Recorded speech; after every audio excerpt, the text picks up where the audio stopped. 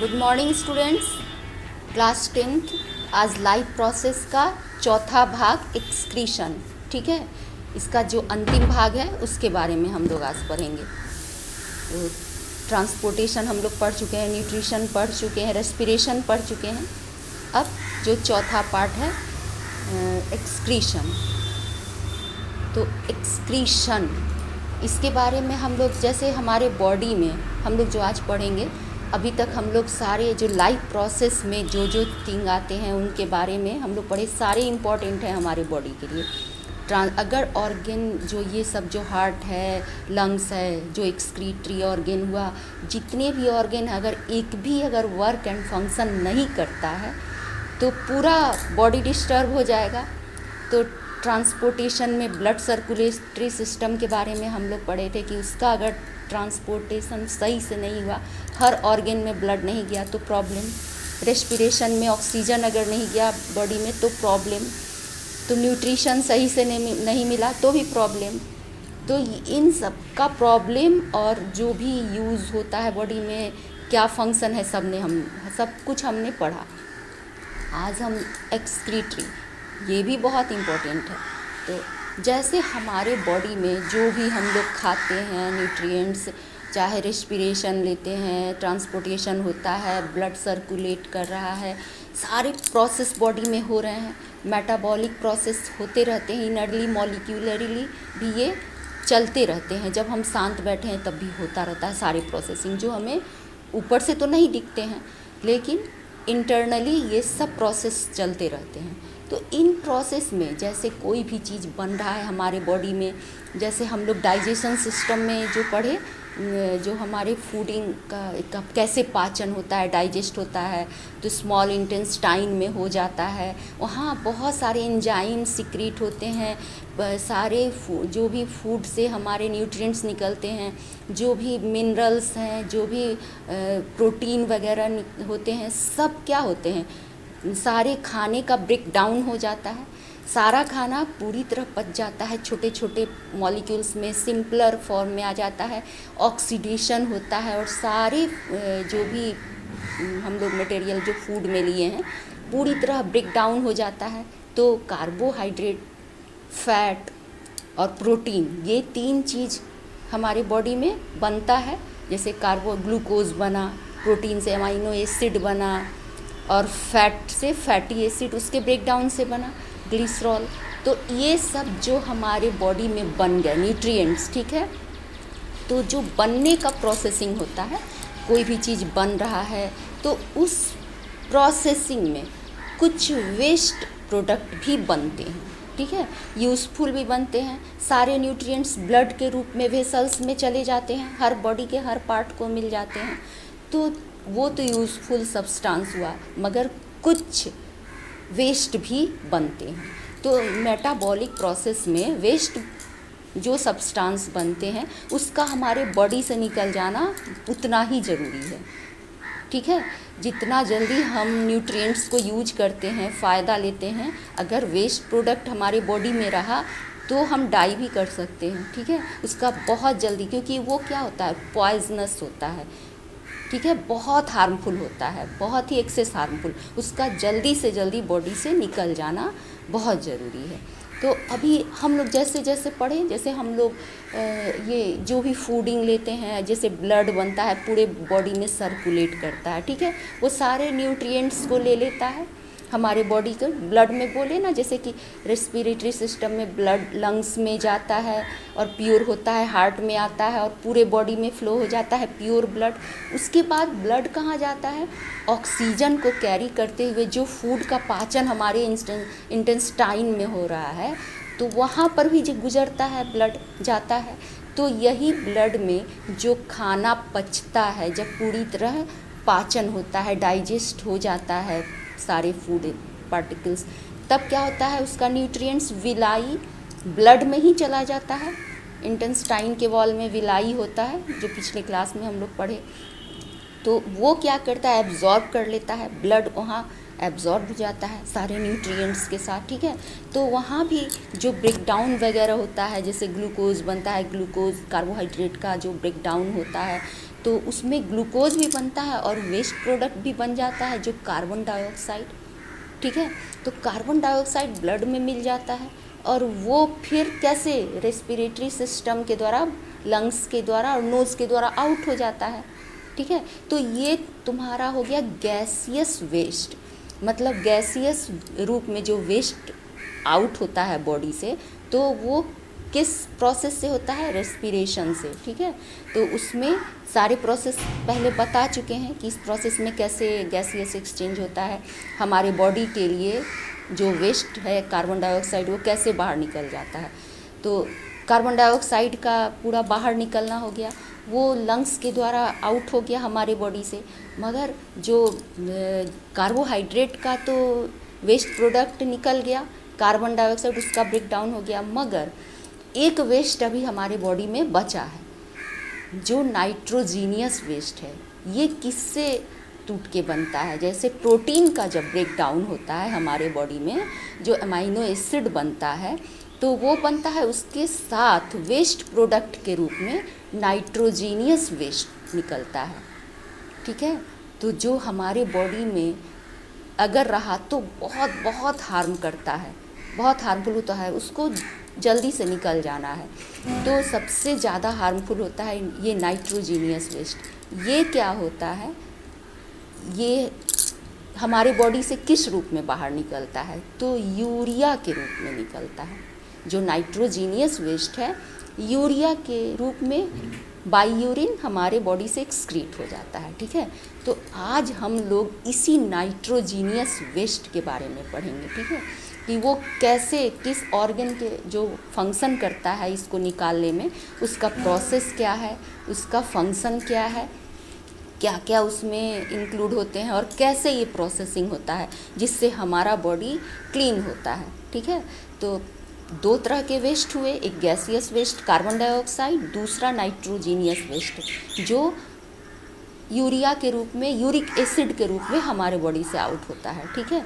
तो ये जो है जैसे removal of nitrogenous waste from the body, इसको हम लोग कहते हैं एक्सक्रीशन, ठीक है। एक्सक्रीशन और इजेशन थोड़ा सा फ़र्क है। जैसे ये मेटाबॉलिक प्रोसेसिंग होता है हमारे बॉडी में, जिससे हम न्यूट्रिएंट्स लेते हैं और जो उस प्रोसेसिंग में जो वेस्ट प्रोडक्ट बनता है, जो शरीर से निकलता है बॉडी से, तो उस प्रोसेस को एक्सक्रीशन कहते हैं। और जो इजेशन होता है वो क्या होता है, सिंपल, जैसे कोई भी बॉडी में जो भी वेस्ट सब्सटेंस बनता है वो हमारे बॉडी से ऑटोमेटिक अपने प्रोसेसिंग से एलिमिनेट होता है बाय एनस। तो उस प्रोसेस को, जो भी वेस्ट प्रोडक्ट है हमारे बॉडी से, वो इजेशन कहलाता है। वो जो निकलता है सिंपल एनस के द्वारा, तो वो इजेशन होता है। मगर ये मेटाबॉलिक प्रोसेसिंग से जो वेस्ट प्रोडक्ट बनता है उसका जो निकलना होता है उसको एक्सक्रीशन कहते हैं। थोड़ा सा सम डिफरेंसेस है, पूछ सकता है इजेशन और एक्सक्रीशन में क्या डिफरेंस है, तो इसको बता सकते हो तुम लोग, ठीक है। तो अब हम लोग जैसे डिफरेंट टाइप के नाइट्रोजीनियस वेस्ट होते हैं, ठीक है। तो किस में, जैसे एनिमल्स में, एक्वेटिक ऑर्गेनिज्म में, ह्यूमन में, प्लांट में, सब में डिफरेंट वेज से वेस्ट बनते हैं, ठीक है। तो उसमें नाइट्रोजीनियस वेस्ट है, इसको मैंने लिखा नहीं है, मैं जो बोल रही हूँ उसको सुनना और उसको नोट कर लेना कॉपी में, क्योंकि बोर्ड पे जगह नहीं था, फिगर ड्रॉ कर दिए समझाने के लिए, इसलिए नहीं जगह मिला। इसीलिए तुम जो भी बोल रहे हैं कौन सा वेस्ट क्या है उसको नोट कर लेना, ठीक है। तो पहला है, जैसे पहला वेस्ट यूरिया, ठीक है, अपने बुक से स्पेलिंग देख लेना। अब पहला वेस्ट क्या है, यूरिया। यूरिया क्या होता है, जैसे जो भी वेस्ट प्रोडक्ट जो इस प्रोसेसिंग से निकलता है, मेटाबॉलिक प्रोसेस से होता है, जो वेस्ट प्रोडक्ट निकलता है ह्यूमन में यूरिया के रूप में निकलता है। तो इस तरह के, जिसमें जैसे यूरिक एसिड भी सम मात्रा में होता है, लेकिन मेनली ह्यूमन में यूरिया के रूप में आता है। तो यूरिया जनरली एक्सक्रीट होता है यूरिन के साथ। तो उस तरह का जो ऑर्गेनिज्म होता है तो उसको यूरियोटेलिक कहा जाता है।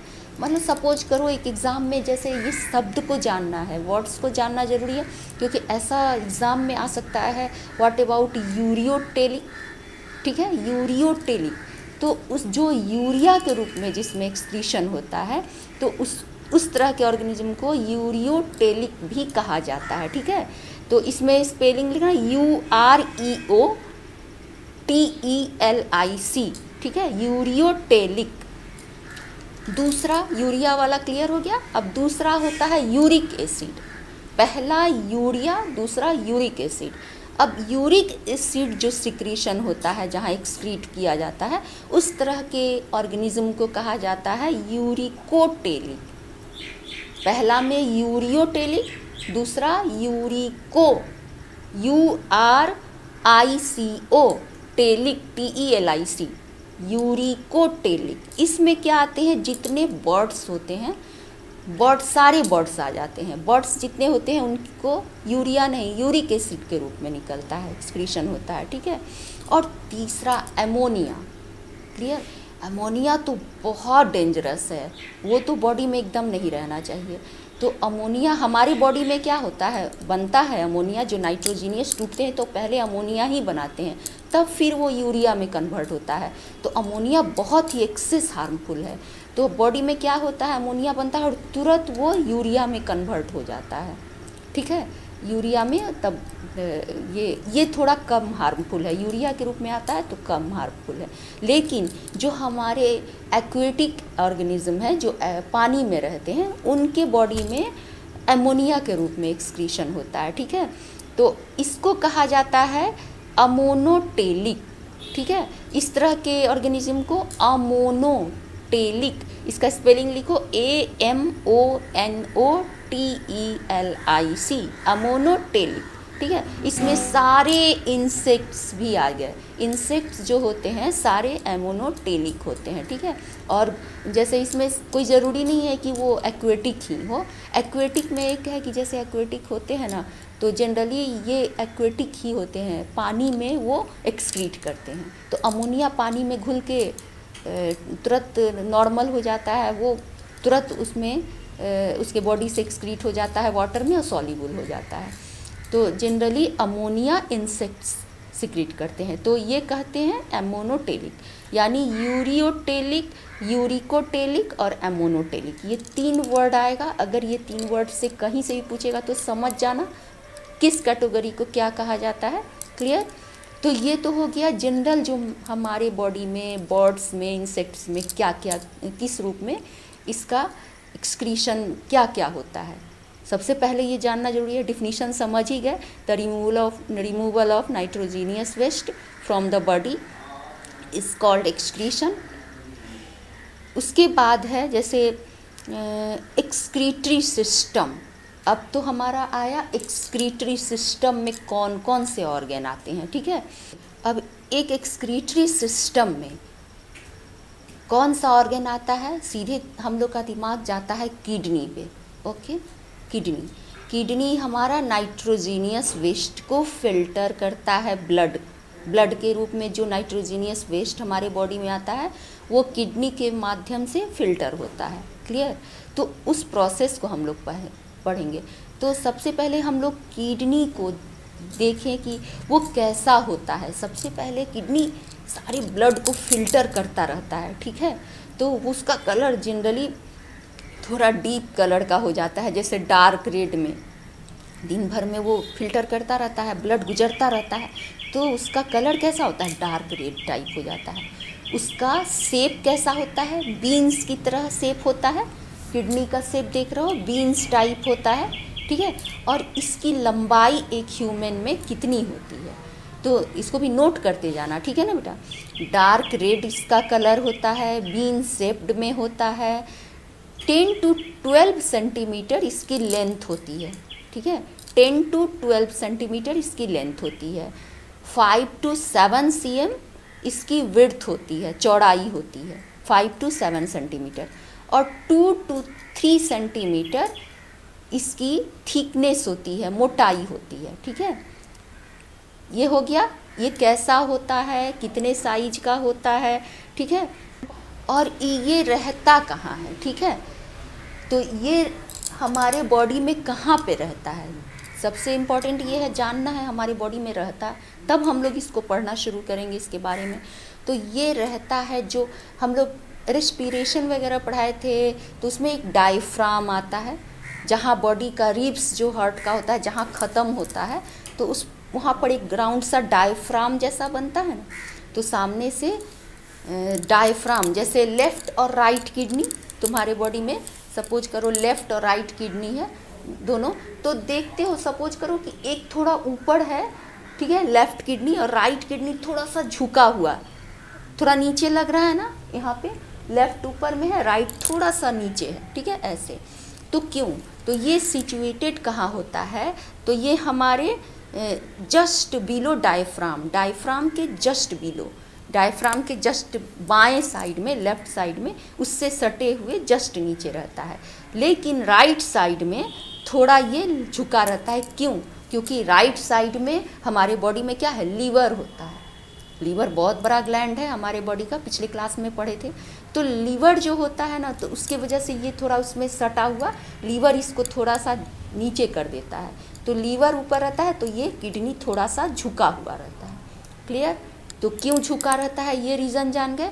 लेफ़्ट साइड में ऊपर क्यों रहता है, राइट साइड क्यों झुका रहता है, क्योंकि उसके ऊपर एक लीवर ग्लैंड रहता है, बॉडी का एक पार्ट लीवर वहाँ पर रहता है, जिसकी वजह से ये झुका रहता है। क्लियर। तो ये हो गया। अब इसके बारे में तो सब समझ गए, ये कहाँ रहता है, इसका साइज शेप क्या है, और काम भी समझ गए क्या है।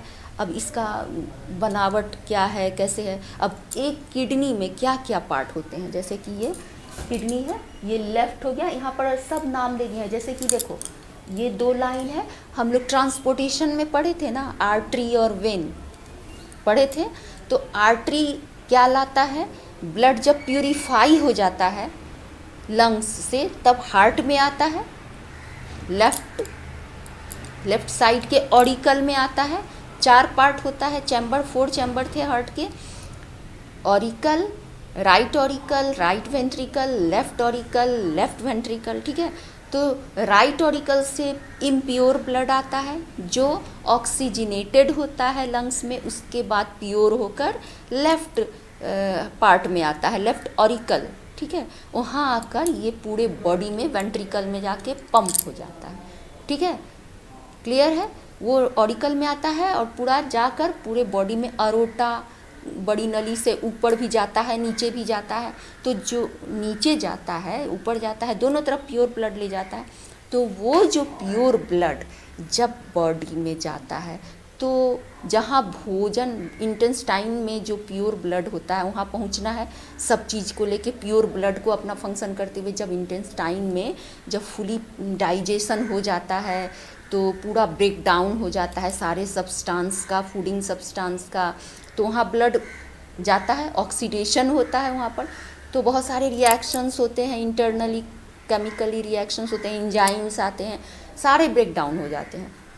उसमें से भी ब्लड क्या करता है, सारे न्यूट्रिएंट्स को ऑब्जॉर्ब कर लेता है। वहाँ पर क्या होता है, वो जो प्योर ब्लड लेके गया उतना काम किया, तो उसमें इम्प्योरिटी भी मिल जाती है। क्लियर।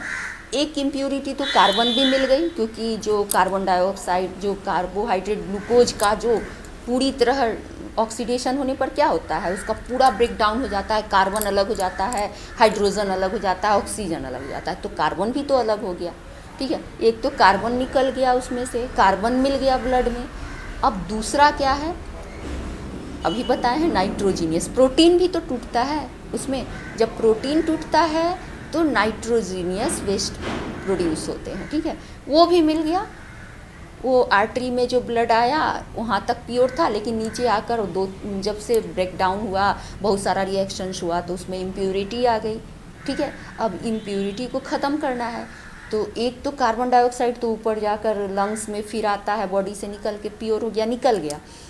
मगर ये नाइट्रोजीनियस वेस्ट कहाँ जाता है, अब किडनी में जाता है, ठीक है। ये इंटेस्टाइन से फिर किडनी में जाता है, सारे नाइट्रोजीनियस को वहाँ पर रिलीज कर देना है। अगर ये पूरे बॉडी में फैल गया तो बहुत बड़ा प्रॉब्लम हो जाएगा, आदमी मर जाएगा, ठीक है ना। नाइट्रोजन वेस्ट बहुत हार्मफुल होते हैं, इसको पूरे बॉडी में नहीं जाना है, वहाँ पर जाकर तुरंत किडनी में जाता है उसके बाद वहाँ पर प्योरिटी होती है इसकी, इन किडनी में जाता है, वहाँ नाइट्रोजीनियस वेस्ट को किडनी जो ब्लड लेके जाती है ब्लड को फिल्टर करता है, नाइट्रोजीनियस वेस्ट को बाहर निकालता है। वो क्या होता है, वाटर के साथ मिलकर जो भी नाइट्रोजीनियस वेस्ट यूरिया जो है वो वाटर के साथ मिलके यूरिन फॉर्म करता है, ठीक है ना। Urea plus H2O is equal to urine बनता है, ठीक है। और यूरिन क्या होता है, एक नली होती है जो यहाँ urinary left ureter right ureter, इससे निकल के यूरिनरी ब्लैडर होता है जहाँ जमा होता है, उसके बाद यूरेथ्रा से समय समय पर बाहर निकल जाता है। तो और बाकी यूरिया निकल गया यूरिन के द्वारा, और जो ये ब्लड है वो क्या होता है, प्यूरिफाई हो गया किडनी में, वहाँ से प्यूरिफाई होकर नाइट्रोजीनियस वेस्ट रिमूवल हो गए। अब आगे ये ब्लड क्या करता है, ये जो है आर्टरी जो बताए, आर्टरी से जो प्योर ब्लड लेके चलता है आता है, तो ये क्या होता है, यहाँ पर आते आते थोड़ा इम्प्योर हो गया, किडनी में आता है तो इसका नाम रेनल आर्टरी हो जाता है। जब भी किडनी से रिलेटेड कोई बात आएगा तो हम लोग रेनल RENAL रेनल जोड़ते हैं, ठीक है। RENAL रेनल मीन्स कोई भी काम किडनी का होगा, किडनी से रिलेटेड होगा, यानी रेनल ये वर्ड जुड़ जाता है। तो ये रेनल आर्टरी हो गया, ये रेनल वेन हो गया, ठीक है। मेन वेना कावा से आया हुआ है ये वेन, जो पूरे बॉडी में चला लेके जाता है, सारे ब्लड को वेना कावा के पास लेके जाता है ना, सारा ब्लड ऊपर लेके जाता है। वो क्या होता है, वेन से कहाँ जाता है, राइट चैम्बर में, राइट ऑरिकल में लेके जाता है, उसको प्योर होना है। तो ये सब क्या होता है, ये हो गया तुम्हारा वेन और ये आर्टरी। तो यहाँ आर्टरी से प्योर ब्लड आते आते इम्प्योर हो जाता है, उसमें बहुत सारी इम्प्योरिटी है, जिसको नाइट्रोजीनियस वेस्ट मिल गया, उसको छानना है, ठीक है। तो छानने के लिए ये इस रेनल आर्टरी कहा जाता है। इधर गया तो वो ये इस साइड है तो लेफ्ट, इधर का मैं नहीं लिखी हूँ तो तुम लिख लेना, जगह नहीं था। जैसे ये लेफ्ट रेनल आर्टरी, उधर राइट, फिर ये लेफ्ट रेनल वेन, उधर राइट रेनल वेन, ठीक है।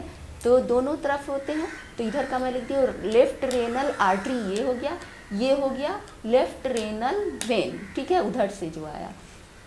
अब ये हो गया तुम्हारा आर्टरी और वेन का मतलब समझ गए, कैसे ब्लड ऊपर में एरो है ना लेके आ रहा है, आर्टरी बॉडी में वेस्ट प्रोडक्ट के साथ इन कर रहा है रेनल आर्टरी में, ठीक है। अब आर्टरी में आता है तो ये कहाँ चला जाता है, दोनों तरफ किडनी में चला गया, इधर इसमें चला गया, इसमें दोनों किडनी में चला जाता है, ठीक है।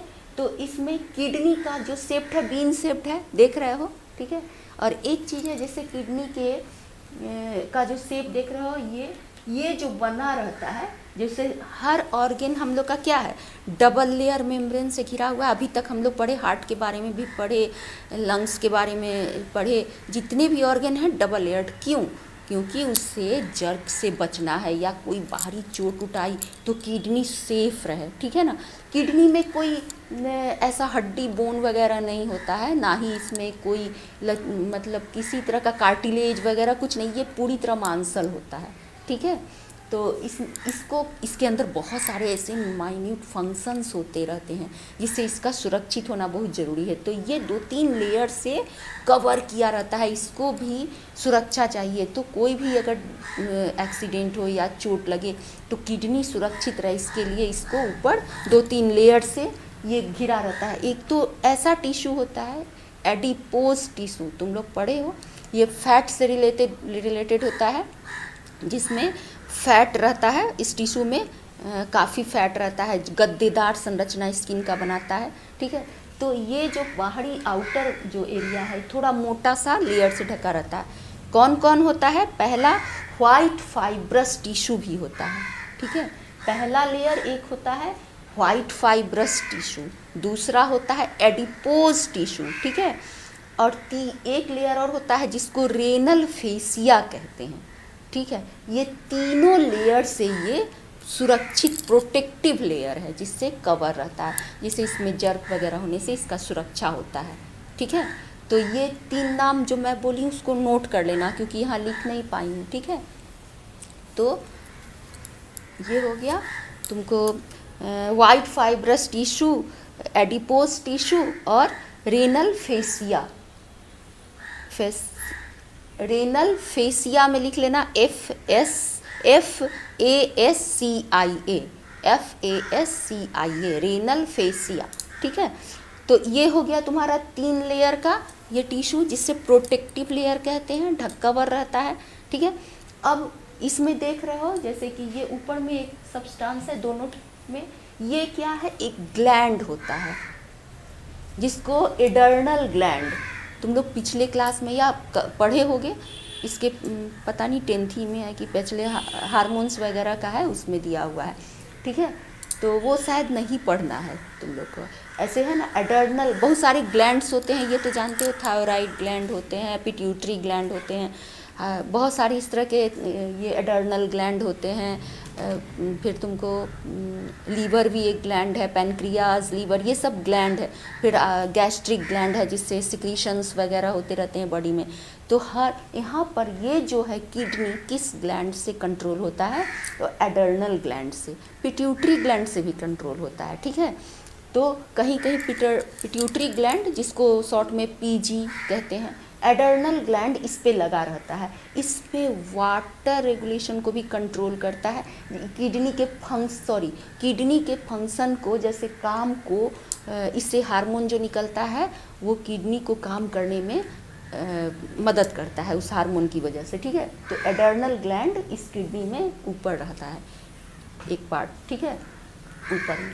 और ये क्या होता है, ये इसके अंदर देख रहे हो छोटा छोटा छोटा छोटा, जैसे ये स्पेस है और ये छोटा छोटा छोटा छोटा पिरामिड्स है। ठीक है, तो ये क्या है, अच्छा किडनी जो होता है जैसे बहुत सारे, मतलब जैसे कोई चीज़ का 1 यूनिट होता है, जैसे बॉडी का 1 यूनिट हम लोग सेल पढ़े थे, functional and structural unit of human body. एक कोई भी ह्यूमन में एक सेल उसका 1 यूनिट होता है। ठीक है, कोई भी ऑर्गन का चाहे बॉडी का। ठीक है, तो उसी तरह एक किडनी जो बना रहता है उसका 1 यूनिट क्या है, जिसको नेफ्रॉन कहते हैं। ठीक है, क्या कहते हैं, नेफ्रॉन। जैसे एक किडनी में अप्रोक्स 10 लाख नेफ्रॉन होते हैं, समझे, 10 लाख करीब अप्रोक्स होते हैं, नेफ्रॉन पाए जाते हैं। तो इतना छोटा सा किडनी, उसमें इतना नेफ्रॉन, सारे नेफ्रॉन्स का काम क्या है, यूरिन को, ब्लड को प्यूरिफाई करके यूरिन को निकाल देना, यूरिया को बॉडी से यूरिन के रूप में निकाल देना, यही काम है, नेफ्रॉन का काम है। अब वो कैसे करता है अभी हम लोग पढ़ेंगे। ठीक है, तो ये जो अंदर में देख रहे हो, ये इस सारा नेफ्रॉन से भरा रहता है। हम एक नेफ्रॉन के बारे में बताएंगे भी। ठीक है, तो पूरे नेफ्रॉन से ये घिरा रहता है, करीब 10 लाख नेफ्रॉन होते हैं। ठीक है, तो इसमें क्या होता है, जैसे ये जो शकल है ये सब पिरामिड्स टाइप के होते हैं, पिरामिड्स कहते हैं उसको। जैसे एक एक पिरामिड्स इस तरह करके 10 से 17, 10 to 17 पिरामिड्स होते हैं। ठीक है, जैसे एक एक करके 1 to 17 पिरामिड्स होते हैं, और एक एक पिरामिड में 70 से 80 हज़ार नेफ्रॉन होते हैं। तो एक किडनी में अप्रॉक्स 10 लाख होते हैं। ठीक है, तो उसी से सोच लो 1 से 17 के करीब होते हैं, मतलब नहीं सॉरी 10 to 17 होते हैं। ठीक है, 10 या 17 के करीब होते हैं, 10 to 17। और एक जो पिरामिड्स होता है उसमें 70 to 80,000 नेफ्रॉन होते हैं। क्लियर? ठीक है, तो समझ लो कि एक किडनी में कितना होता है, एक पिरामिड में कितना होता है। क्लियर हो गया? इसको नोट कर लेना। ठीक है, अब हम यहाँ से क्या होता है कि जो आर्टरी में ब्लड आता है, किडनी में जाना है, जो इम्प्योरिटी आ गई है अब इस ब्लड में, अब इसको लेके ये किडनी में शिफ्ट करता है। किडनी में जब जाता है तो ये नेफ्रॉन जो होते हैं कि जो पिरामिड्स में बने हुए थे सब में पहले जाता है, सब अपना काम करने लगता है। ब्लड को लेके सब अंदर ही अंदर लिक्विड होते हैं, उसमें कुछ मेटाबॉलिक प्रोसेस होता है, अपना वर्क फंक्शन करता है, रीअब्जॉर्प्शन करता है, फिल्ट्रेशन करता है, सारे चीज़ फंक्शन क्लियर होके जो वेस्ट बच गया, जो बॉडी में ब्लड प्यूरिफाई कर दिया और फिर प्यूरिफाई करके ये क्या करता है, वेन में भेज देता है। ठीक है, यहाँ से प्यूरिफाई करके ये वेन में आ गया, यहाँ से आर्टरी में गया, आर्टरी से गया अंदर और प्यूरिफाई करके वेन में आके बॉडी में चला गया। अब रिमूवल क्या होना है, कार्बन डाइऑक्साइड को। ठीक है, आगे चला जाएगा तो राइट आर्टरी से लंग्स में। ठीक है, तो ये क्या हो गया, ये फिल्ट्रेशन हो गया, ब्लड फिर चला गया इधर वेन में, यहाँ से आया और वेन में पास पूरे बॉडी में चला गया। ठीक, अब जो वेस्ट प्रोडक्ट बना वो क्या हुआ, जो भी वेस्ट सब्सटेंस जो यूरिया के रूप में निकला वो वाटर के साथ मिलके, ये जो पाइप जैसा देख रहे हो ये यूरेटर है। ठीक है ना, यूरेटर जो यूरिन को लेके जाता है, ठीक है ना, वहाँ से निकाल कर लेके आता है ट्यूब में। तो ये ट्यूब यूरिन को, जो बेकार वेस्ट मटेरियल है, नाइट्रोजीनियस मटेरियल यानी यूरिया, ह्यूमन में यूरिया को लेके इस ट्यूब से आता है जिसको यूरेटर कहते हैं। ठीक है, लेफ्ट यूरेटर, ये राइट, इधर के किडनी से इसमें आया, इधर के किडनी से इसमें आया, दोनों कहाँ आके मिला, ब्लैडर में। एक बैग लाइक सब्सटेंस होते हैं जिसमें यूरिन कलेक्ट होते रहते हैं, जो कलेक्ट होके यहाँ पर कलेक्शन होता है, तो इसको यूरिनरी ब्लैडर कहा जाता है। ठीक है, और उसके बाद समय समय पर जब भर जाता है तो तुम्हें ऐसा लगता है कि अब जाना है, तो तब वो पास होता है, यूरेथ्रा इसको कहा, जहाँ से निकलता है उसको यूरेथ्रा होता है कहा जाता है। तो ये सब कंट्रोल होता है ग्लैंड्स के द्वारा, हार्मोन्स के, उससे जो सिक्रीशन होता है हार्मोन का, उसके द्वारा वो मतलब कंट्रोल होता है, तो समय के अनुसार लगता है और यहाँ निकल जाता है। ठीक, तो ये किडनी से कैसे आया, कैसे गया और किस तरह से ब्लड फिर बॉडी में चला गया और बाकी यहाँ आ गया, ये तो क्लियर हो गया, किडनी से समझ में आ गया होगा। अब हम लोग पढ़ेंगे उसका जो एक यूनिट है नेफ्रॉन, उसका प्रोसेसिंग क्या है, ये तो क्लियर हो गया ना। अगर इसमें मान लो कोई प्रॉब्लम हो तो पूछना। ठीक है, बहुत ही क्लियरली मैंने बताया है तुम लोगों को। ठीक है, अब हम लोग ये पोर्शन तो ख़त्म हो गया, इसमें जो नाम है लिख लेना, कौन का कैसे क्या करता है क्या नहीं करता है, सारा डिटेल्स हो गया इस फिगर के द्वारा। अब हम लोग एक पार्ट जो इस पिरामिड में, एक पिरामिड में कितने हैं, 70 to 80,000 नेफ्रॉन हैं।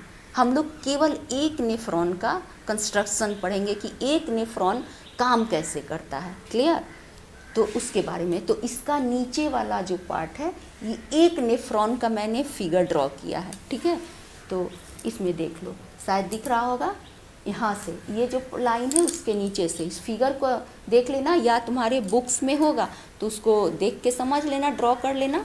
ठीक है, या फिर ड्रॉ कर लेना अगर नहीं समझोगे तो, और बनाना इसको। ठीक, तो इसको पहले लिख लेना, नेफ्रॉन ऊपर लिख लेना और उसको लिख लेना, the structural and functional unit of kidney, ठीक है, इज कॉल्ड नेफ्रॉन।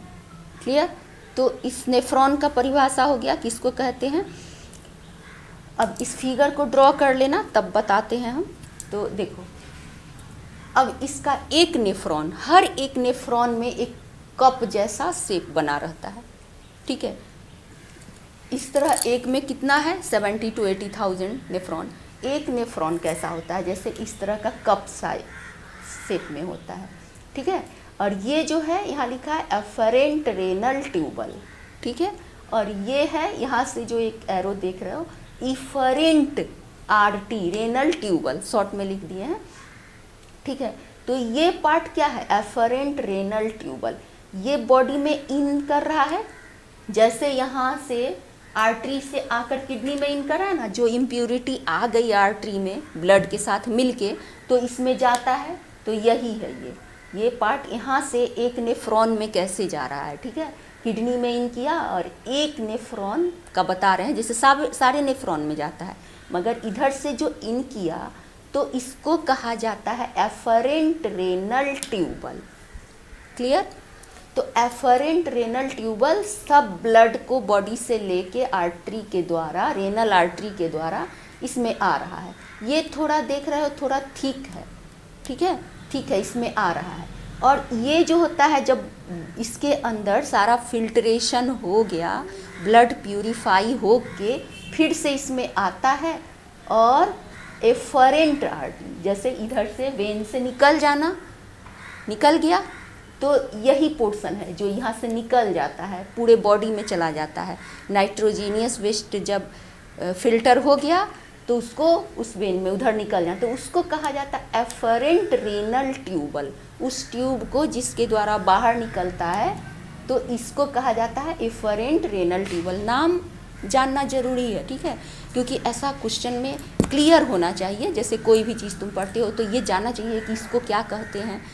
ज़्यादातर तो 10th में क्या है, इतना ही जानना है, बहुत ज़्यादा ब्रीफ नहीं जानना है, तो नाम याद रखना। जैसे एफरेंट रेनल ट्यूबल ये हो गया, उतना बुक में डिटेल्स नहीं दिया है, मगर मैं बता रही हूँ तुम लोग के लिए, आगे भी बहुत अच्छा रहेगा। Efferent renal tubule, efferent renal tubule, clear. अब हम लोग देखेंगे। अब ये तो हो गया, ये समझ गए कि ऐसे आया, ऐसे निकल गया। अब इसमें होता क्या है, जैसे हम लोग जो यूरिन फॉर्म कैसे होता है, एक नेफ्रॉन से कैसे ये प्रोसेसिंग होता है, तो इसको कहा जाता है। अब इससे यूरिन फॉर्मेशन कैसे हो गया, यूरिन कैसे बन जाता है बॉडी में, ठीक है। तो देखो, जैसे कि इसमें लिख लेना, urine formation is broadly divided into 3 step, clear. Urine formation is broadly divided into 3 steps. 3 step में इसको बांटा गया है, नोट कर लेना। पहला फिल्ट्रेशन, दूसरा रीएब्जॉर्प्शन, तीसरा कलेक्शन, ठीक है। 3 पार्ट में, 3 स्टेप में ये जाकर यूरिन फॉर्मेशन का काम करता है, ठीक है। तो ये 3 स्टेप में होता है। तो पहला हम लोग पढ़ेंगे फिल्ट्रेशन, क्लियर। तो फिल्ट्रेशन का काम कैसे होता है, तो पहले देखो समझो।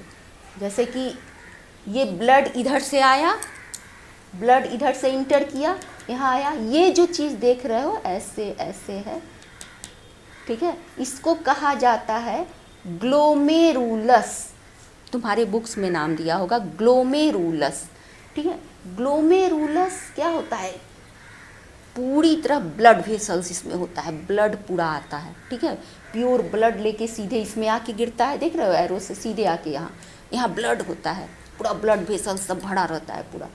तो ब्लड आया, ब्लड में क्या होता है, जैसे ये जो है ठीक थोड़ा बड़ा है और इधर थोड़ा सा कम है इसका चौड़ाई, तो इधर आता तो है, तो यहाँ पर आने के बाद इधर तो कम है चौड़ाई, तो निकल नहीं, उस तरह से मतलब जाने में थोड़ा प्रेशर लगता है ब्लड को, ठीक है। तो यहाँ अंडर प्रेशर ये आता है, प्रेशर में आता है, और अपने साथ साथ ग्लोमेरुलस में कुछ इम्प्योरिटी भी लाता है, प्योर के साथ इम्प्योर सब्सटेंस मिक्स हो गए हैं, ठीक है। इसमें जैसे इसमें तुमको क्या क्या हो सकता है ब्लड के साथ सब्सटेंस जो आते हैं। अब जैसे इसमें आता है ब्लड के साथ protein, mineral, salt, water, glucose सब आता है, तो उसमें सब यहाँ पर आकर क्या होता है, जैसे कि मान लो कि जैसे ये जो है ये सब चीज़ इसमें आ गया, ये ब्लड के साथ साथ ये सब्सटेंस भी आए, प्योर और इम्प्योर दोनों सब्सटेंस आए।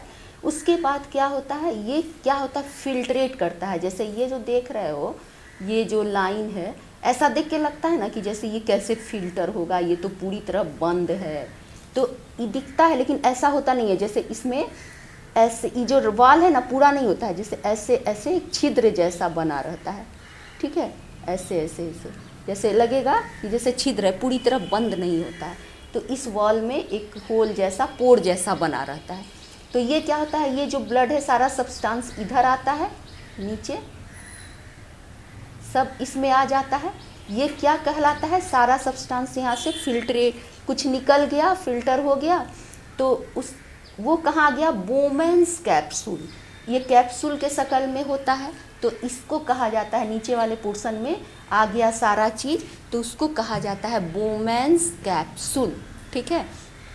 तो ये ग्लोमेरुलस से निकल के नीचे आ गया सब्सटेंस, ठीक है। उसके बाद फिर ये यहाँ से फिर इस नली में आया, तो ये नीचे से जा रहा है ऐसे, तो इसको कहा जाता है, इस ट्यूब को प्रॉक्सिमल कन्वुलेटेड ट्यूबल। इस ट्यूब को जो नीचे लेके आ रहा है तो उसको प्रॉक्सिमल कन्वुलेटेड ट्यूबल, PCT। इसको जैसे पूछ सकता है what about PCT, what is the full form of PCT।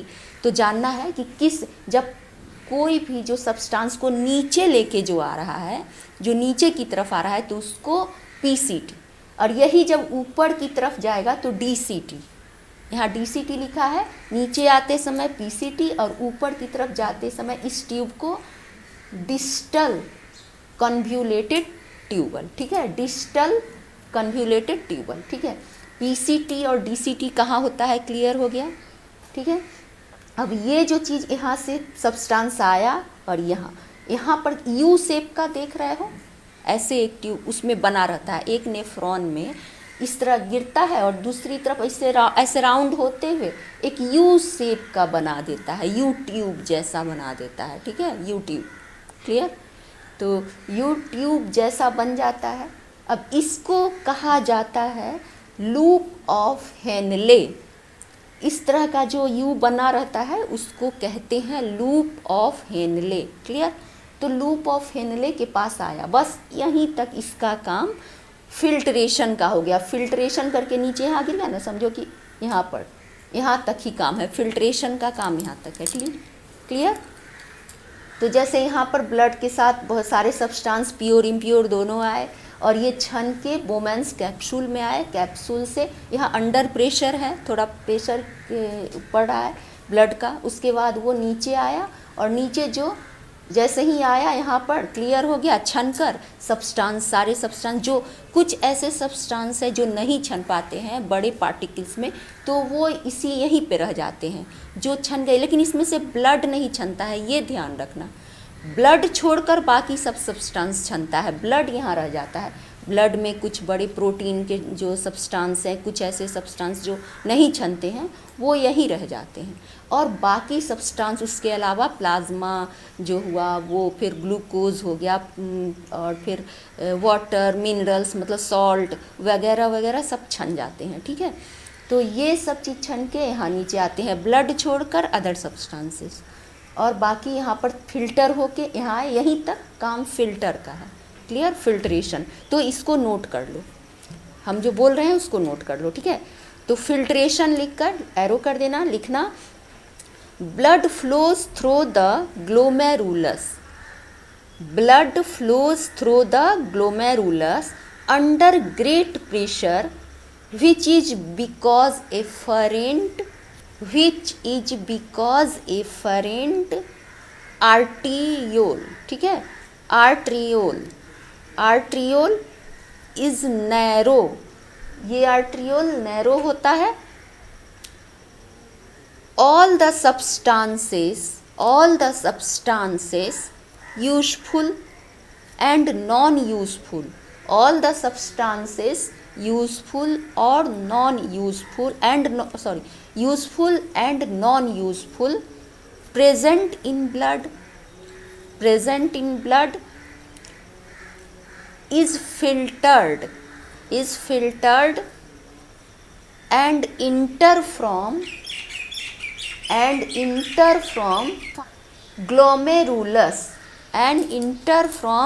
glomerulus into Bowman's capsule, glomerulus into Bowman's capsule through pores, छोटे छोटे छिद्र हैं, through pores called fenestra, उस छोटे छोटे पोर्स को क्या कहा जाता है, फेनेस्ट्रा। स्पेलिंग लिख लो, FENESTRAE,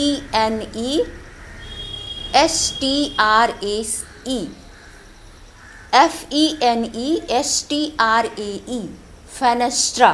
इसको, उस छेद को क्या कहा जाता है, पोर्स को, फेनेस्ट्रा। उसके द्वारा छन के बोमैन कैप्सूल में आ जाता है, ठीक है।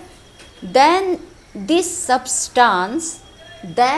substances pass from Bowman capsule to PCT, pass through Bowman capsule to PCT and finally reaches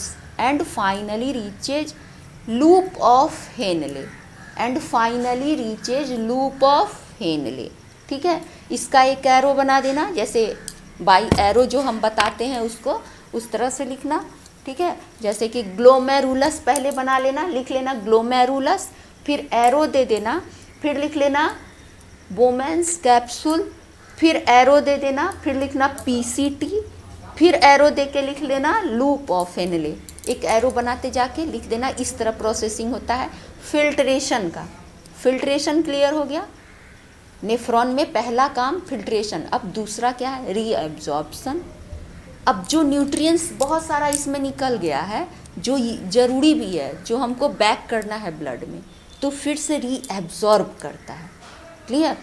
तो उसको हम कैसे करेंगे? अब देखो, रीअब्जॉर्प्शन, ठीक है, ये तो समझ में आ गया। फिल्ट्रेशन क्या हो गया? अब रीअब्जॉर्ब, अब यहाँ से निकला यहाँ तक आ गया। अब एक चीज़ और, जैसे कि रीअब्जॉर्प्शन पढ़ने के पहले जैसे एक चीज़ बता दे रहे हैं, जैसे तुम लोग को समझ में आसानी होगा। जैसे हमारा जो कुछ ग्लैंड है जो हार्मोन सिक्रीट करता है, वो इस प्रोसेस में मदद करता है, ठीक है। जैसे कि मान लो कि जैसे ऑस्मो रेगुलेशन करता है हमारा बॉडी, ठीक है। जैसे वाटर का अगर कम या ज़्यादा हमारी बॉडी में होता है, तो सिंपली अभी बता रहे हैं, फिर बाद में डिटेल्स बताएंगे। तो जैसे क्या करता है, जब बॉडी में वाटर की कमी होती है तो क्या होता है, हम लोग इसमें पढ़े थे नर्वस सिस्टम में कि कोई भी चीज़ कुछ होता है तो बॉडी मैसेज भेजता है ब्रेन को, ठीक है। कौन से? नर्वस सिस्टम में नर्व सेल को मैसेज देता है, ब्रेन में जाता है, ब्रेन फिर उसके अकॉर्डिंग उसका जवाब देता है, ठीक है। रिफ्लेक्स आर्क हम लोग पढ़े थे।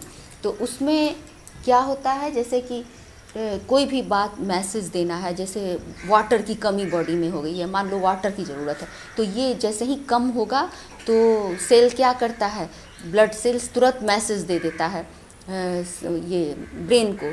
तो ब्रेन को मैसेज दिया, ब्रेन में एक हार्मोन है, ठीक है, एक ग्लैंड से हार्मोन सीक्रेट होता है जो पिट्यूटरी ग्लैंड्स कहा जाता है उसको, वहाँ पर वो मैसेज भेजता है। तो पिट्यूटरी ग्लैंड्स को ऑर्डर देता है, उसमें एक हार्मोन्स होता है, उसको ऑर्डर देता है कि जाओ और बैलेंस करो बॉडी में वाटर को। तो जहाँ कम होगा तो उसको ज़्यादा करेगा, या ज़्यादा है तो उसको नॉर्मल करेगा। तो इस तरह वो कंट्रोल करता है, ये ग्लैंड जो है कंट्रोल करता है। तो वो कैसे, तो पहले रीअब्सॉर्प्शन पढ़ लेते हैं, ठीक है।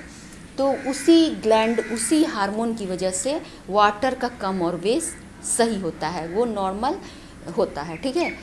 तो उसमें अब देखो हम लोग रीअब्जॉर्प्शन में क्या पढ़े कि जैसे यहाँ से आया यहाँ तक तो फिल्ट्रेशन हो गया। अब यहाँ पर लूप ऑफ हेनले में जब आता है तो यहीं पर वाटर का एब्जॉर्प्शन होता है, ठीक है। अब है कि मान लो सारा चीज़ यहाँ छन के आया तो कुछ तो बेकार चीज़ आया है, साथ में ग्लूकोज भी आ गया। तो ग्लूकोज तो हमारे लिए, ब्लड के लिए ज़रूरी है, उसको तो जाना है पूरे बॉडी में। तो अब ग्लूकोज को फिर से हमको भेजना है बॉडी में, ठीक है। तो उसके लिए क्या होता है, जैसे इसके यहाँ पर अभी मैंने ये फिगर नहीं बनाया क्योंकि पहले नहीं बनाए कि तुम लोग को समझ नहीं आता, इसीलिए अभी ये ड्रॉ करना बाकी है। एक क्या होता है, ब्लड वेसल्स यहाँ से ये निकल के आता है और पूरे बॉडी में ऐसे ऐसे ऐसे ऐसे ऐसे ऐसे ऐसे ऐसे ऐसे पूरे बॉडी में लपटा रहता है, लिपटा रहता है इसके साथ, ठीक है ना, ट्यूब के साथ। इस ट्यूब के साथ पूरे बॉडी में ब्लड वेसल जो यहाँ से निकलता है और पूरे जगह ऐसे ऐसे ऐसे ऐसे पहले लिख देते तो समझते कि क्या है, कुछ समझ में नहीं आता। तुम्हारे किताब में जो दिया है इसी तरह है, बहुत सारा है तो क्लियर नहीं समझ में आता, तो इसीलिए मैं पहले नहीं बनाई कि ऐसे ऐसे करके बहुत सारे वेसल्स। तो ये ब्लड वेसल इसके साथ ही सटे रहते हैं, तो ये डिफ्यूज कर लेते हैं ग्लूकोज को। यहाँ पर आया, इस जगह पर आके जो अगर वाटर कम है, अगर ज़्यादा है तो वो ग्लैंड जो है पिट्यूटरी ग्लैंड, हार्मोन्स से मैसेज मिलता है, अगर कम ज़्यादा जो भी है तो वाटर को बैलेंस करता है, उसी हिसाब से यहाँ पर वाटर एब्जॉर्ब होता है। इसी पोजीशन में, लूप ऑफ हेनले के पास, ठीक है, यहाँ पर इस पोर्शन में। और यहाँ पर क्या होता है, इसी ब्लड वेसल से ग्लूकोज तुरंत एब्जॉर्ब कर लेता है, ठीक है। ये ब्लड वेसल जो लिपटा हुआ है एब्जॉर्ब करके फिर से इसको पहुँचा देता है यहाँ पर, और इसके बाद यहाँ पर आया, फिर से रीएब्जॉर्ब हो गया, इसको रीएब्जॉर्ब, और यहाँ से फिर ये बॉडी में वेन के द्वारा चला गया, ब्लड का ग्लूकोज भी चला गया। तो रीएब्जॉर्प्शन मतलब एक बार आया फिर ही छन गया, फिर इसको रीएब्जॉर्ब करके ब्लड में भेजा गया ग्लूकोज को, ठीक है। तो इसको हम लोग रीएब्जॉर्प्शन कहें। क्लियर हो गया। तो यहाँ पर क्या हुआ, जब ये तो रीएब्जॉर्ब हो गया, अब यहाँ पर जो बेकार वेस्ट प्रोडक्ट बन गया, ठीक है, जितना भी वेस्टेज है, एक्स्ट्रा वाटर हुआ और जो भी वेस्ट प्रोडक्ट बने, जो यूरिया के रूप में जो बच गए, जो छन गए जो बच गए, यूरिया के रूप में यहाँ पर फॉर्म हो जाते हैं, ठीक है। वो यूरिया कुछ मिनरल्स भी होते हैं, जैसे सोडियम क्लोराइड, एक्स्ट्रा अगर कोई सॉल्ट अगर बॉडी में है तो एक्स्ट्रा वाटर है, तो कोई भी चीज़ जो एक्सेस है यहाँ पर निकल जाता है, ठीक है।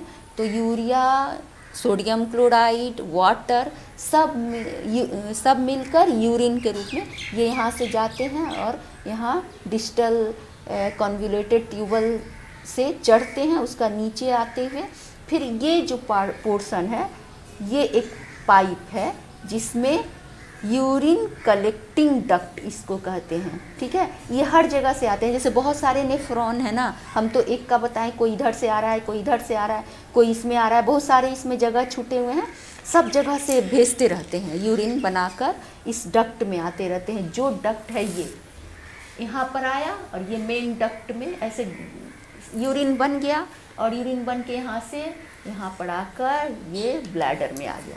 तो यही डक्ट है, यूरिन कलेक्टिंग डक्ट, जो यहाँ से एक्स्ट्रा जो भी है एब्जॉर्ब हो गया, जो चला गया उधर, और बाकी यूरिन जो है यहाँ से चला आता है दोनों किडनी से, और यहाँ ब्लैडर में आके जमा होता है, उसका निकल जाता है, ठीक है।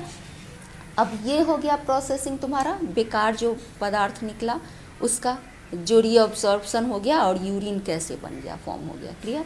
अब हम लोग तीसरा है कलेक्टिंग कैसे होता है, ठीक है, तो उसके बारे में हम लोग पढ़ेंगे। जैसे कलेक्टिंग जो है, कलेक्शन कैसे होता है, ये हो गया। अब कलेक्टिंग भी बता ही दी मैंने, जैसे कि यहाँ पर हो गया ये रीएब्जॉर्ब हो गया, बाकी जो प्रोसेसिंग है वो कलेक्टिंग होता है। यहाँ से निकल के जब डीसीटी से पास करके ये ट्यूब में पहुँचता है, डक्ट में पहुँचता है, यूरिनरी कलेक्टिंग डक्ट, यहाँ से पहुँच के ब्लैडर में चला जाता है, ब्लैडर से यूरेथ्रा द्वारा बाहर निकल जाता है। तो यहाँ कलेक्शन होता है, जो कलेक्टिंग डक्ट हो गया। यहाँ जितने नेफ्रॉन हैं सब इसमें यूरिन का भेजते हैं, यूरिन के रूप में, यूरिया को यूरिन के रूप में, और यहाँ आके दोनों किडनी से आ जाता है, ठीक है। तो तीनों प्रोसेसिंग हो गया।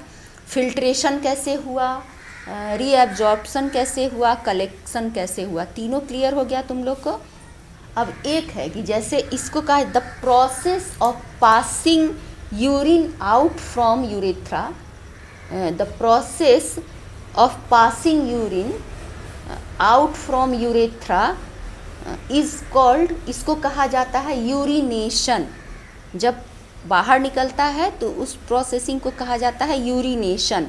इसको कहीं कहीं मिक्चुरेशन भी कहा जाता है, मिक्चुरेशन। अगर कभी कोई क्वेश्चन आया what about micturition, what is micturition, तो यूरिनेशन ही मिक्चुरेशन है। जब बाहर आउट होता है यूरिन तो आउट होता है, उसको हम लोग मिक्चुरेशन या यूरिनेशन कहते हैं।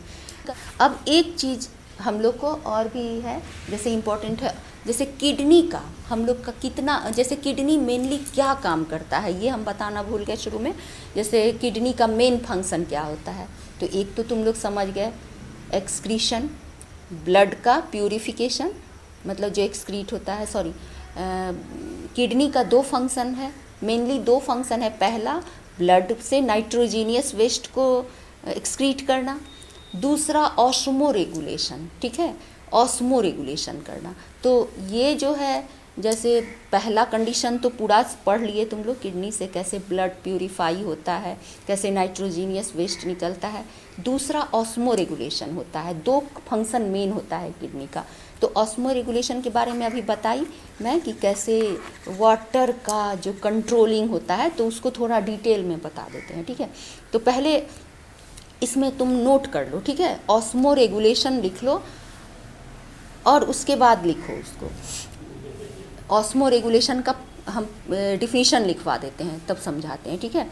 तो इट इज़ द प्रोसेस, लिख लो, it is the process of maintaining water, it is the process of maintaining water and ionic balance in body, ठीक है। उसके बाद नीचे लिखना osmoreceptors are the cells present in blood. Osmoreceptors are the cells present in blood that are sensitive to alteration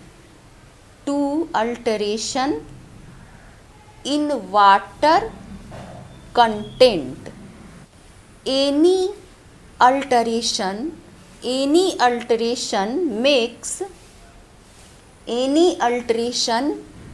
makes osmoreceptors active and they generate an impulse to brain. Brain analyze ANALYZES, analyze, interprets and sends message to pituitary gland, यानी PG. pituitary gland is response secretes ADH, PG लिख लेना short में, PG in response secretes ADH। ADH एक hormone है जिसका full form है anti diuretic hormone ADH, ठीक है। ये पिट्यूटरी ग्लैंड से सिक्रीट होता है ADH hormone. ADH diffuses into blood and via blood reaches kidney where it act on loop of Henle of nephron,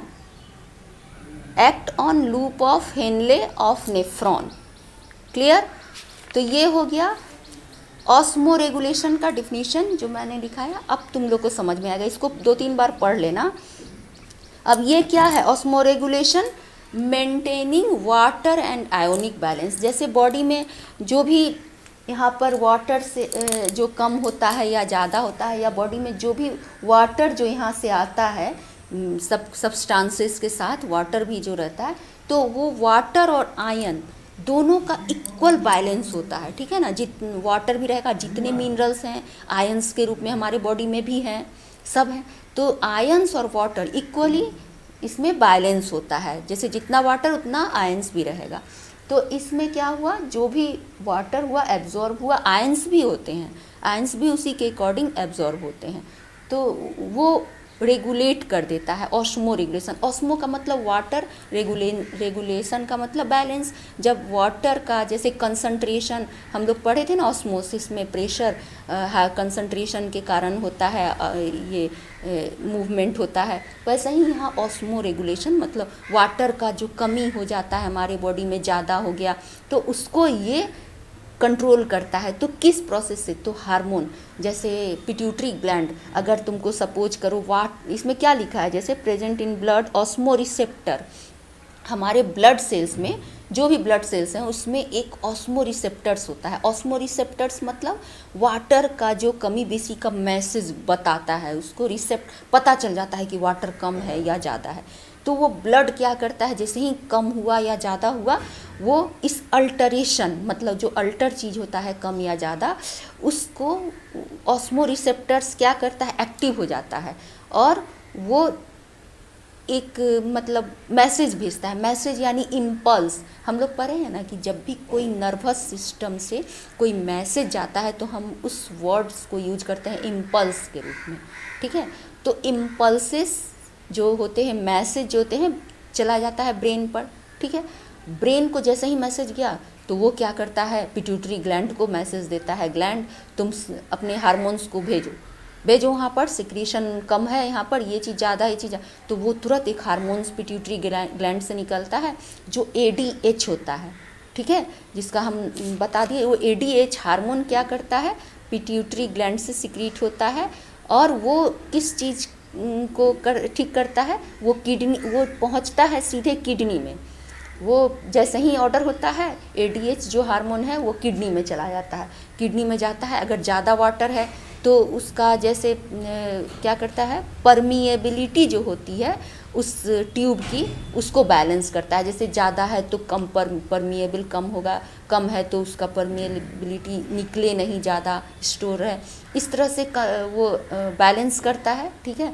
तो इसको वो ADH हार्मोन जो है वो किडनी में चला जाता है और किडनी में जाकर जो भी अनबैलेंस है, जो भी प्रॉब्लम है, वाटर अगर कम है या ज़्यादा है, उसको वहाँ पर जाके किडनी में जाके उसको ठीक करता है, ठीक है, उसको बैलेंस कर देता है। और ये प्रोसेस कहाँ पर होता है, जहाँ पर ये होता है ये बैलेंसिंग काम किडनी में, तो वो लूप ऑफ हेनले में होता है। ये काम कहाँ पर किया जाता है, नेफ्रॉन के लूप ऑफ हेनले में ये प्रोसेसिंग होता है वाटर एब्जॉर्बिंग का। अगर ज़्यादा है तो कम है तो ये कौन सा हार्मोन, ADH हार्मोन जाके उसको क्लियर, उसको बैलेंस करता है, कंट्रोल करता है। तो समझ में आ गया कि ये प्रोसेसिंग कैसे होता है। ऑस्मो रेगुलेशन क्या हुआ ये पता चल गया तुम लोग को, ठीक है। तो दो काम जो किडनी का होता है दोनों समझ गए। एक तो हमारा किडनी फंक्शन कैसे करता है, कैसे ब्लड प्यूरिफाई करता है, नाइट्रोजीनियस वेस्ट को आउट कैसे करता है बॉडी से। दूसरा ऑस्मो रेगुलेशन कैसे होता है। अब हमारे इसमें है कि जैसे प्रोसेसिंग में है कि जब किडनी फेल हो जाता है, जब हमारा किडनी जब काम नहीं करता है तब तो बहुत बड़ा प्रॉब्लम होगा। अगर नाइट्रोजीनियस वेस्ट बढ़ता चला गया तो बहुत जल्दी डाई हो जाएंगे आदमी। तो उसके लिए जब दो प्रोसेसिंग किया गया, जैसे रेनल अगर फेलियर हो गया तो किस वजह से जनरली होता है, तो मेनली दो कारण बनाया गया। जैसे कभी कोई एक्सीडेंट हो गया या इंजरी हो गया, बहुत चोट उट लग गई तो किडनी पे असर हो गया, किडनी खराब हो गया, काम नहीं करने लगा चोट के एक्सीडेंट की वजह से। पहला रीज़न तो वो होता है। और कुछ दूसरा होता है कुछ डिजीजेज हो गए, जैसे कोई खाने पीने की गड़बड़ी से या पानी कम पीने से या कुछ भी अल्टरेशन कुछ हुआ जिसकी वजह से डिजीजेज हो जाते हैं। तो दो रीज़न होता है रेनल फेलियर होने का।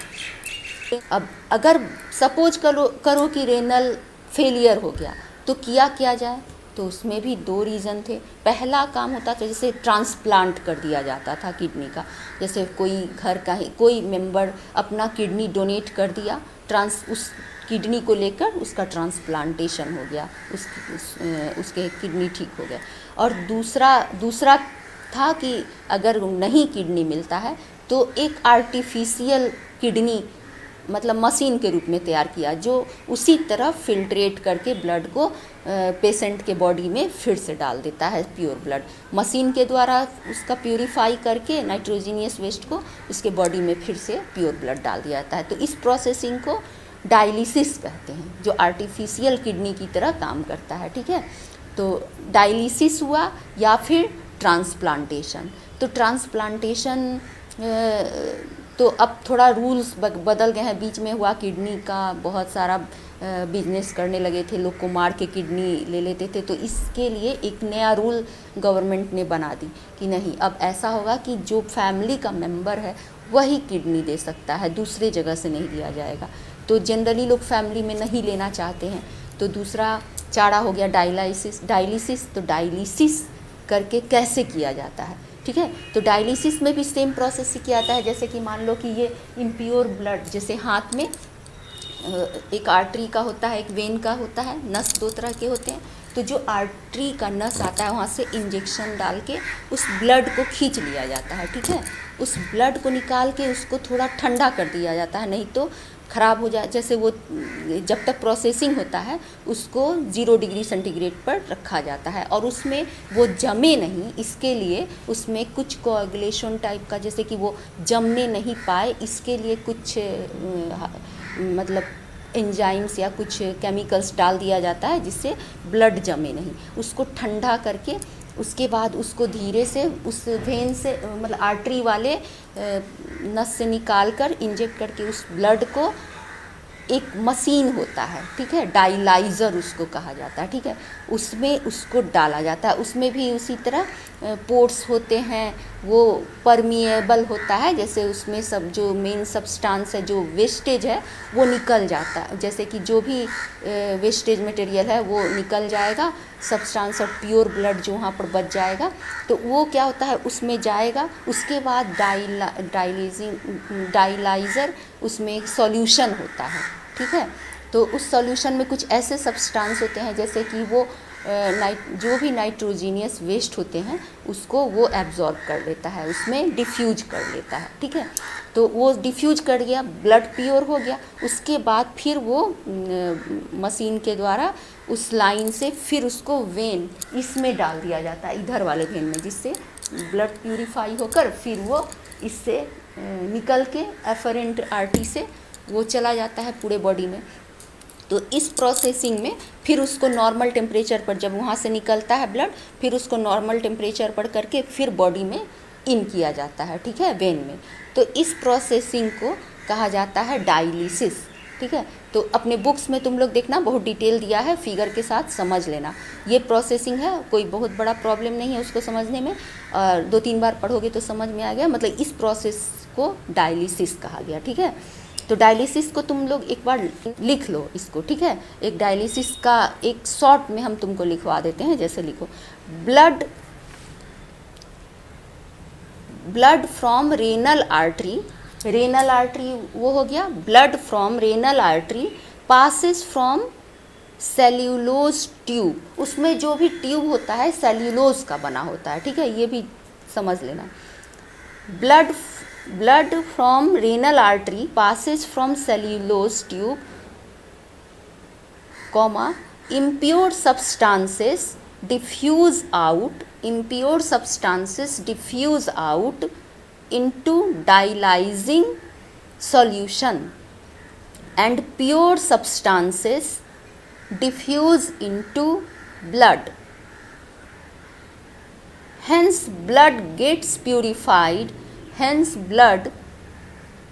purified and put back into renal vein of the patient. Clear? तो ये डायलिसिस का सिंपल प्रोसेस है, या फिर तुम दूसरे शब्द में लिख लो, dialysis is a process of separating small molecules from large ones using semi-permeable membrane. It is called hemodialysis, ठीक है ना। इसको हीमोडायलिसिस भी कहीं कहीं कहा गया है। क्लियर हो गया? अब ये हमारे ह्यूमन बॉडी में जो भी किडनी का फंक्शन हुआ, जो भी ऑस्मो रेगुलेशन हुआ, नेफ्रॉन का एक क्या फंक्शन हुआ, क्लियर हो गया सारा चीज़। अब हम लोग प्लांट्स में पढ़ेंगे। एक्सक्रीशन इन प्लांट्स बहुत स्मॉल पार्ट है, बहुत ज़्यादा इसमें नहीं पढ़ना है, मगर एक चीज़ है, जैसे हमारा ह्यूमन में एक्सक्रीशन होता है, कोई भी लिविंग थिंग है इसमें ये सब प्रोसेसिंग होगा, एक्सक्रीशन होगा, ट्रांसपोर्टेशन होगा, सब तरह के हमारे बॉडी में। यूनिसेल्यूलर भी हम लोग ऑर्गेनिज्म है, मल्टी सेल्यूलर भी है, तो सबका अलग अलग प्रोसेसिंग होगा। तो उसी तरह एक्सक्रीशन भी होता है। जैसे सपोज करो यूनिसेल्यूलर है तो उसके एक ही सेल से सारे चीज़ होते हैं, वो ट्रांसपोर्टेशन भी होता है, न्यूट्रिशन भी होता है, रेस्पिरेशन भी होता है और एक्सक्रीशन भी होता है। तो बहुत सारे की स्किन से ही होता है सारा चीज़, सारे प्रोसेसिंग।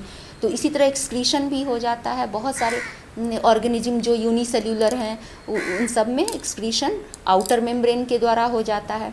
तो बहुत सारे जैसे प्लांट्स भी हैं, तो प्लांट्स में भी क्या होता है, प्लांट्स के जो वेस्ट प्रोडक्ट ऑफ प्लांट्स क्या हुए, तो waste products of plants are O2, CO2, H2O।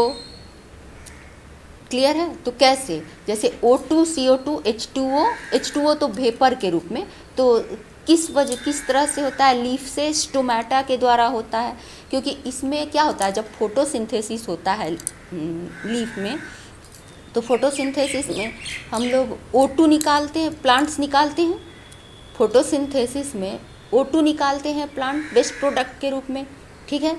और जब फोटोसिंथेसिस नहीं होता है तो फिर हम लोग के जैसे CO2 निकालते हैं वेस्ट प्रोडक्ट के रूप में, ठीक है।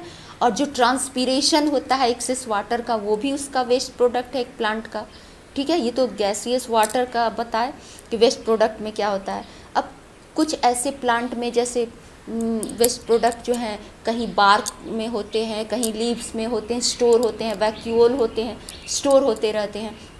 तो कभी कभी देखोगे कि लीव्स वगैरह जो येलोइश टाइप के होके झड़ जाते हैं, तो उसमें वेस्ट प्रोडक्ट जो होता है कुमुलेट हो जाते हैं, बाद में वो खुद अलग हो जाता है ट्री से। और छाल भी जो पुराने होते हैं कभी गिर जाते हैं कट के या कुछ में, वो अपने डिस्कनेक्ट हो जाते हैं, ठीक है, वो गिर जाते हैं। तो इस तरह करके वेस्ट प्रोडक्ट उस पार्ट का वो हिस्सा अलग हो जाता है, ठीक है। और दूसरा है कि कुछ बनते भी रहते हैं, जैसे बहुत ऐसे सब्सटेंसेस है जिसको हम लिखवा देते हैं। Some waste products are stored in leaves and bark and are removed as they said, जब वो झड़ जाते हैं तो गिर जाते हैं, ठीक है। अब कुछ ऐसे सब्सटेंसेस हैं जैसे टेनिन, रेजिन, गम्स, लैटेक्स, ये सब भी वेस्ट प्रोडक्ट हैं प्लांट के। अब जैसे किसी भी बड़े बड़े ट्री के बार्क में कुछ ऐसे पदार्थ जमे रहते हैं, सब्सटेंस जो वेस्ट हैं, तो उसको कहा जाता है टैनिन, ठीक है। टैनिन लिख लेना, TANIN। टैनिन एक ऐसा वेस्ट प्रोडक्ट है जो bark of tree, in bark of tree, tree के बार्क में रहता है, छाल में रहता है, in bark of tree, present in bark of tree. और दूसरा नाम लिख लो रेजिन, RESIN, रेजिन।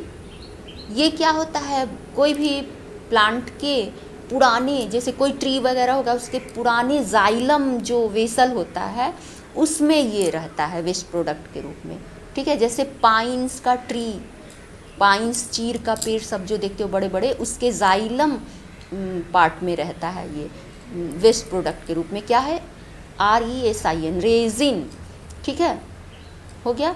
अब तीसरा लिखो गम्स, GUMS, गोंद, गोंद का पेड़ देखे हो जहाँ गोंद निकलता है, ये भी वेस्ट प्रोडक्ट है गम्स।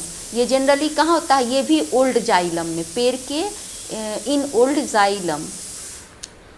जैसे इसमें कौन, बबूल, बबूल का भी गोंद, बहुत सारे पेड़ में गोंद होते हैं, मेनली बबूल का हम लोग जानते हैं, और भी बहुत सारे में कहीं कहीं निकलता है, बबूल ट्री से भी निकलता है। अब चौथा है लेटेक्स, ठीक है, LATEX, लेटेक्स। लेटेक्स क्या होता है, मिल्की सब्सटेंस होता है, जैसे बहुत पत्ता को, लीफ को तोड़ोगे तो उसमें से दूध जैसा कुछ निकलता है, वाइट वाइट सा, तो वैसा सब्सटेंस निकलता है, तो उसको लेटेक्स कहा जाता है, ठीक है।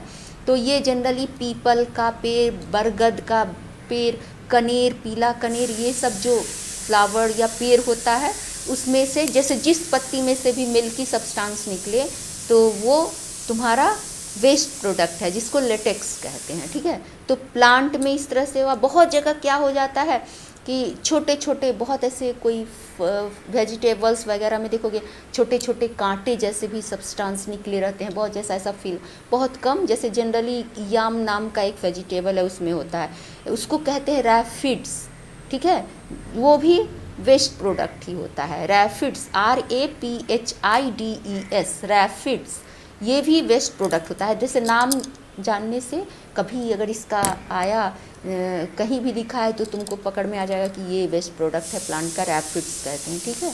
तो ये सब सारा एक्सक्रीशन का जो चैप्टर है आज पूरा मैंने कर दिया है, सब कुछ तुमको बता दिए कि किसका साइज क्या है, सारे कोर्स में जितने भी चीज़ हैं सब क्लियरली मैंने बता दिया है।